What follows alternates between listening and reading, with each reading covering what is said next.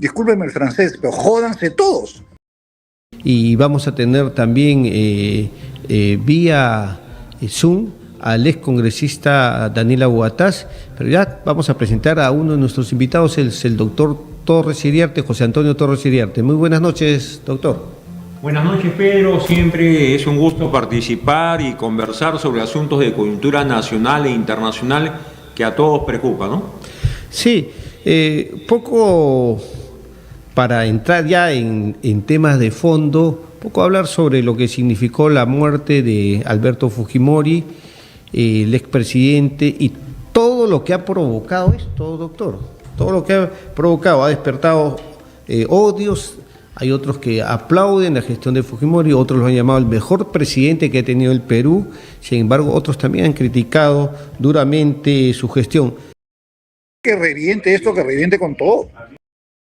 Hacer un sucinto análisis o resumen de lo que significó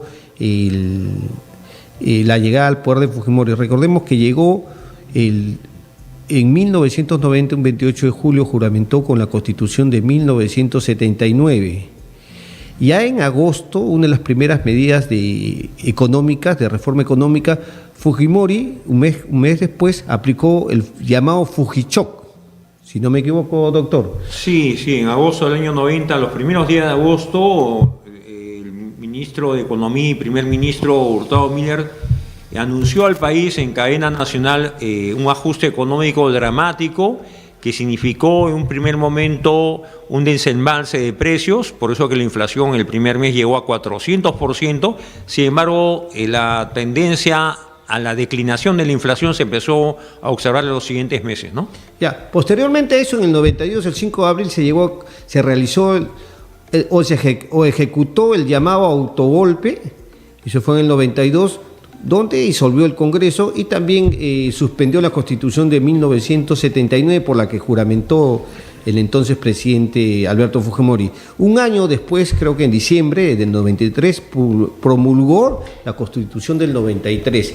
En ese escenario, ya en la Constitución del 93, se hicieron cambios fundamentales, pero entre ellos los más destacables fue que se permitió la reelección, lo que no existía en la Constitución del 79, la reelección presidencial. Y otro detalle también es que se cambió el punto de lo que significó el tema económico. Esos artículos que permitían de repente, ahora ya con esta nueva Constitución, la privatización de las empresas estatales. Eso fue lo que nos enseñó el señor Fujimori. Avanzando más y desarrollando para hacer un resumen, como le decía, de lo que significó el gobierno de Alberto Fujimori, una fecha importante para los fujimoristas y para el país fue el 12 de septiembre de 1992 con la captura del líder terrorista de este grupo sanguinario, me refiero a Abimael Guzmán. Esa noche, el 12 de septiembre, empezó el inicio del fin de este grupo maoísta que tenía en zozobra al país. Recordemos de que cuando Alberto Fujimori llega al gobierno, en el 90, existía una hiperinflación del 5.000%. Y además el primer problema del país era el terrorismo. Las huestes terroristas ya habían de alguna forma llegado dentro de su plan estratégico del campo a la ciudad, ya estaban en la ciudad. Estaban a punto de tomar el poder, según análisis de algunos expertos, y que además ya ejecutaban paros armados en Lima, ya había cochebombas que estallaban dentro de la ciudad, causando víctimas no solamente militares, policiales, sino también muchos civiles. Ya existían también grupos de aniquilamiento presentes ya en la misma ciudad, lo que le daba un grado de gravedad a la situación de lo que significaba la democracia en el país. En ese escenario llegó Alberto Fujimori y es el 12 de septiembre cuando es capturado a Abimael Guzmán, lo cual significó un duro golpe para estas huestes terroristas que querían llegar al poder mediante el asesinato. ¿A quién quiero fregar más? Otro detalle importante, doctor, y también a los televidentes, fue lo que sucedió el 17 de diciembre de 1996 con la crisis de los rehenes. Así es. Esto también marcó una etapa complicada para el país. Aquellos que estuvimos en esos momentos viendo lo que ocurría en el país, atentos, y además toda la ciudadanía, toda la opinión pública y todo el ojo del mundo viendo al país, porque otro grupo terrorista como era el MRTA tomó la embajada, la casa del embajador, y con todos los invitados que estaban en ese entonces, también estaba ahí la madre de Alberto Fujimori, pero logró salir porque los terroristas no la pudieron reconocer, entre los que ya iban permitiendo salir a los ancianos, a las mujeres y otros más. Esta crisis también marcó un antes y después, porque poco tiempo después se ejecutó un plan de rescate que se llamó el Operativo Chavín de Huántar, y donde se rescató se pudo rescatar a los rehenes. Solamente creo que hubo 2 muertos, el comandante Valer y luego también un fiscal de apellido Justice. Sí. Bueno, estos fueron momentos trágicos para el país. ¿Tú qué me has visto, cara de qué? ¿Cómo está, doctor Daniel Aguastás? ¿Qué tal? Buenas noches, ¿qué tal? A ver, audio. No se está escuchando el audio. A ver, en el switcher. Sí, hoy. ¿Hay audio o no? Aló, señor Daniel Aguastás, ¿me está escuchando? Ahora. Yo sí, perfectamente. A ver, señor Daniel Aguastás, ¿cuál es la opinión que tiene usted sobre lo que significó el gobierno de Alberto Fujimori? Hemos hecho un resumen sucinto del expresidente. Parece que no está escuchando. Que me estén oyendo bien. Mira, yo creo que es un periodo de la historia que lamentablemente demuestra que como peruanos o una democracia peruana es muy poco lo que hemos aprendido. Tanto por el haber permitido con el beneplácito del pueblo. Entonces, no olvidemos que el señor Fujimori llegó a tener una aceptación significativa. Cuando él hacía las barbaridades que hacía y la forma como gobernaba el país ya autoritariamente, él no fue automáticamente sancionado ni llamada la atención, sino más bien había una complacencia de la población que decía, bueno, finalmente se está haciendo justicia en el país, de la forma como lo entendía. Y lo que el 50% de los peruanos está esperando es que se repita la misma escena de ese mensaje, de ese hecho, que es lo que yo creo va a ocurrir en el año 2026. Gane quien gane. Gane quien gane la elección, no va a ir por un camino democrático, va a tener el apoyo popular, y yo no sé si será el fin del país sostenible democráticamente, y podemos pasar a ámbitos tanto de extrema derecha como de extrema izquierda, tener afiliaciones con países como Venezuela, como Cuba, etcétera, o tener afiliaciones con la derecha extrema que hay en Europa en este momento, o en Estados Unidos. Yo creo que la polarización mundial de alguna manera también se va a reflejar al interior del país, pero es por la pérdida que hay al respeto de los derechos democráticos de la población. Cuando eso se convierte en costumbre, que eso fue lo que nos enseñó el señor Fujimori, lo vivimos también durante la época de Velasco y lo vivimos durante tantas dictaduras que hemos vivido históricamente en el Perú, donde no se respetan los derechos fundamentales de los ciudadanos. Eso queda ya institucionalizado, por lo decir de alguna manera. A nadie le va a llamar la atención que aparezca un político salvaje, tanto de derecha o de izquierda, que va a repetir lo mismo, y va a repetir la misma corruptela, y va a repetir los mismos robos con la CONFIEP y con la gente que está robando el Perú desde años 1900 o antes. O O sea, es la misma clase política que viene manejando el país con distintas máscaras. Entonces, yo veo un panorama bastante triste para lo que viene de la democracia y de la sostenibilidad del Perú como país. Señora Daniela Buatás, con estos últimos hechos de la muerte de Alberto Fujimori, ¿cree usted que el fujimorismo continuará vigente con sus herederos, aquellos que son Keiko o Kenji, que son sus hijos? ¿O cree usted que este es el fin del fujimorismo? Mira, yo creo que hay algo que sostiene el fujimorismo y algo de que no se comenta mucho, ¿no? Que son los 600 millones de dólares que se robó Fujimori durante su mandato. Tienen una fuerza organizativa para tener personal contratado al servicio del partido, con lo cual ellos tienen un nivel de garantía de tener una organización política como no la tienen otros partidos.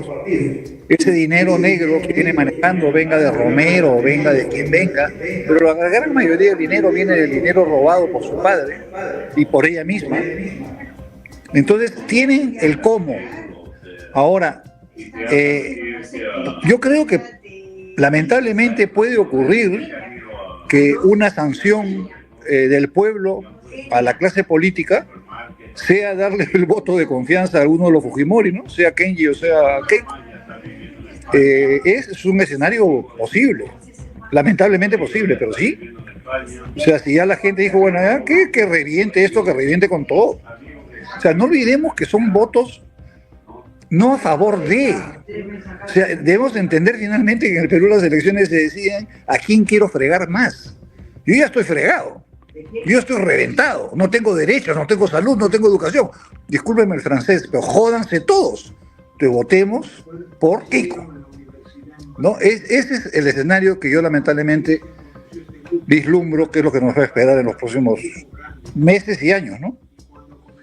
Ahora, el gobierno de Fujimori provocó y levantó pasiones. Hay algunos que están, como es el caso, que analiza y ve que fue un gobierno que tuvo corrupción, y hay otros que dicen que fue el mejor gobierno del Perú.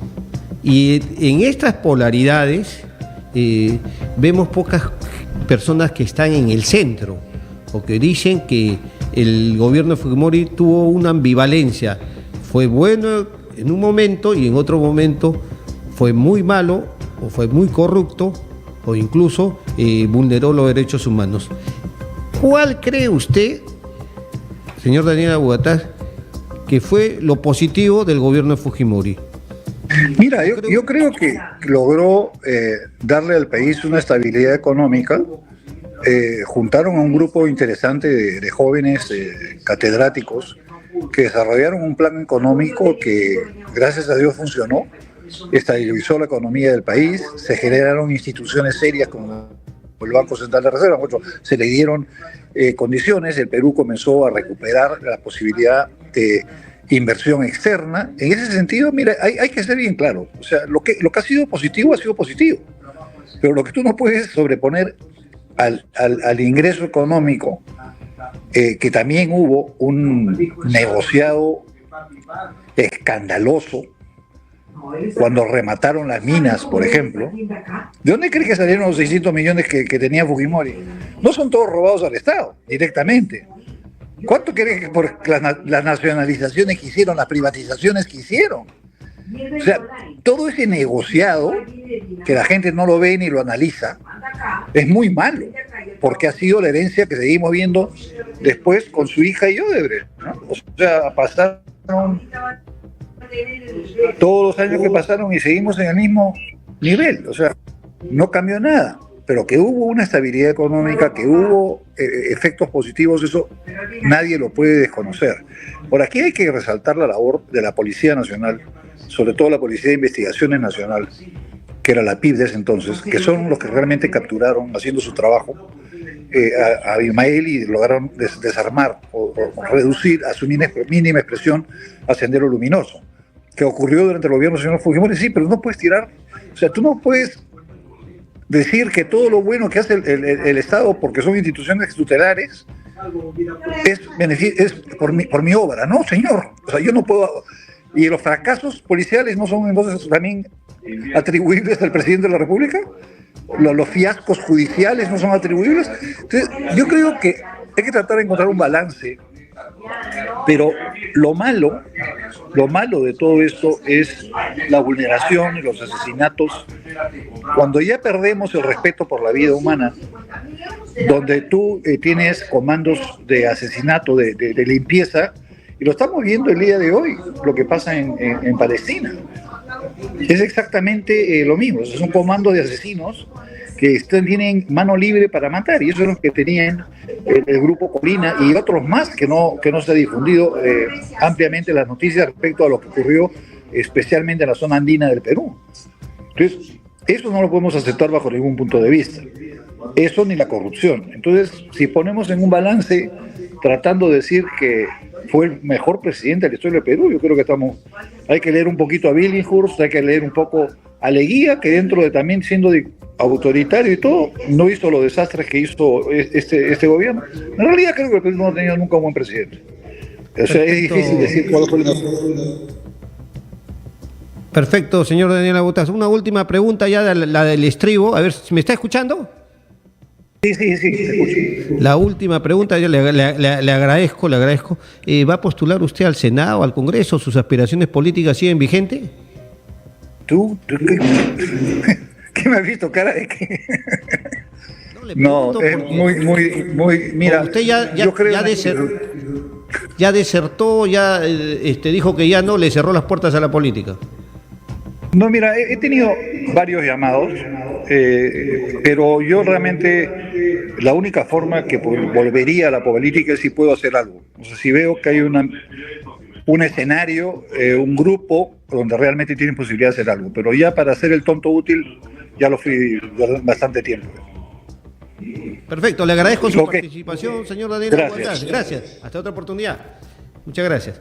Bueno, ¿qué opina José Antonio doctor José Antonio Torres Girarte, sobre las palabras vertidas por el excongresista Daniel Aboutaz? Bueno, Daniel Aboutaz tiene una trayectoria política, ¿no? Y como bien ha dicho al finalizar sus expresiones, no quiere volver a ser utilizado, como tal vez se ha sentido utilizado por la pareja presidencial Ollanta Nadine Heredia. Incluso tuvo un papel destacado como congresista en 2 periodos y fue presidente del primer poder del Estado. No dudo de que tiene una vocación por la política, está al pendiente de lo que pasa en la vida nacional y en el plano internacional, pero con la experiencia vivida, ya que en ese momento aún continúa el juicio oral contra Ollanta Nadine Heredia, creo que él debe tomar sus precauciones y no caer, digamos, en apresuramientos de tipo político, ¿no? Perfecto. Bueno, seguimos analizando el gobierno de Fujimori un poco más y luego vamos a pasar a hablar sobre lo que significa la política actual con el tema de la presidenta y frente a los incendios forestales.